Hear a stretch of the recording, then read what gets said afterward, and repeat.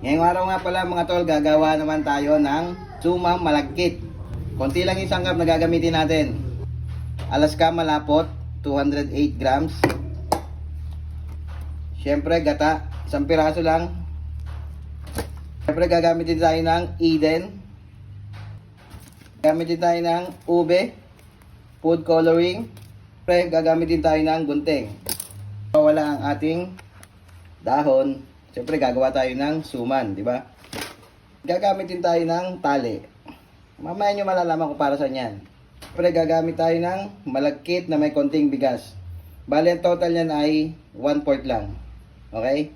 Op, huwag may hagis. Yan. Hugasan lang natin yung malagkit.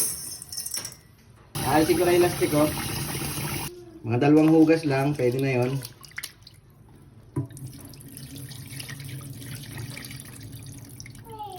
Gawin ko na palang 3 para hugas na hugas. Set aside lang natin yan mga tol. Magsisimula na tayo magluto. Bomba tayo ng apoy. Painit tayo ng kawali. Kaya tayo ng 1 pirasong gata. Sunod na natin yung Alaska. Yan, malapot. Gagamit tayo ng kutsara, hindi kasi kasya. Haluhaluin lang natin ng ganyan para mag-mix yung kanyang gata at yung gatas. Pagkatapos nga pala mga tol, lalagay na rin natin yung food coloring. Violet yung pinili ko para magmas mukhang ube yung ating biko. Pero bahala ka na kahit anong kulay, kahit orange pwede yun. Kahit anong kulay.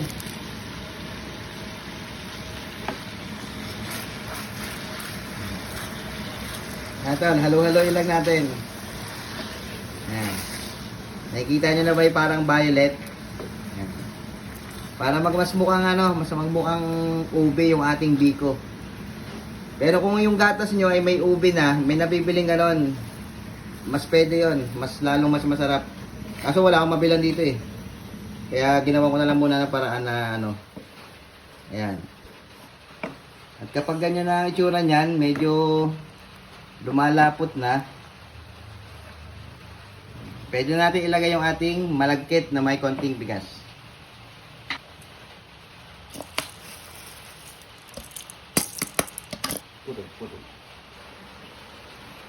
Ayan na, pagkatapos natin ilagay yung malagkit, halu-haluin lang natin para maiwasan natin yung dumikit yung malagkit. Ayan, halo-halo lang.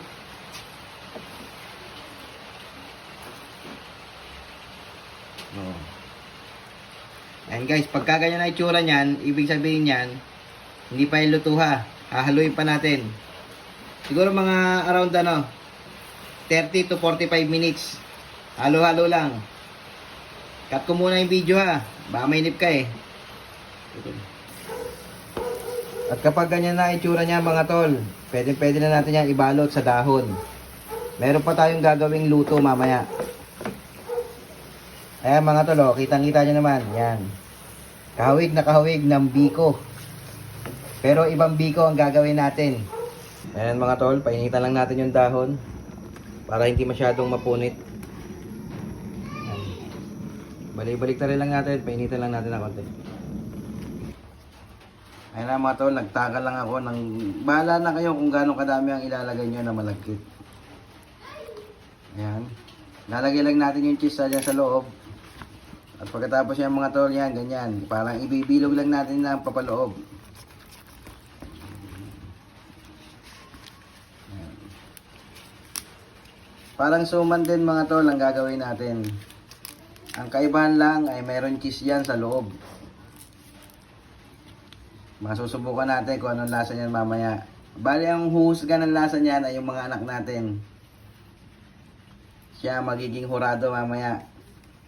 Nag-request kasi kanina, igawa daw tayo ng sinukmani. Ayan tol, yung ginamitan natin yung tali.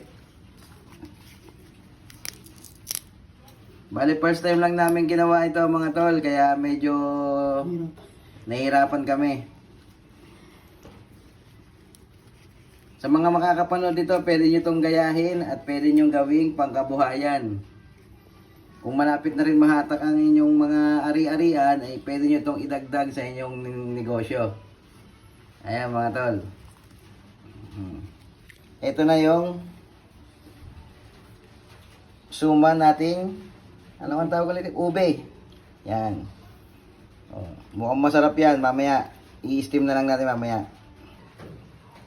Naglagay na ako dito mga tol ng anuhan, ng dahon.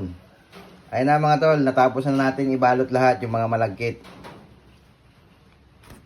Isang proseso na lang ang gagawin natin. Pakukuluan lang natin yan ng mga ilang minuto. Siguro mga 20 to 30 minutes. Tapos maglalagay din tayo ng tubig. Yan, malinis na tubig mga tol. Tatakloban lang natin ha. Antayin lang natin ng 20 to 30 minutes. Eto na mga tol, natapos na nating pakuluan ng 30 minutes ang ating malagkit. Finished product na tayo mga tol. Siya nga pala mga tol, kung umabot ka pa sa bidyong ito, ibig sabihin na nag-e-enjoy ka at sinusuportahan mo talaga ang aking channel. Huwag mo naman kalimutang i-like at i-follow ang aking page at ilagay mo na rin dyan sa comment section kung taga saan ka. Nang sa ganon, malaman ko naman kung hanggang saan umabot ang ating video. Hanggang dito na lamang muna mga tol. Kita-kits tayo next vlog. Hanggang sa muli. Paalam!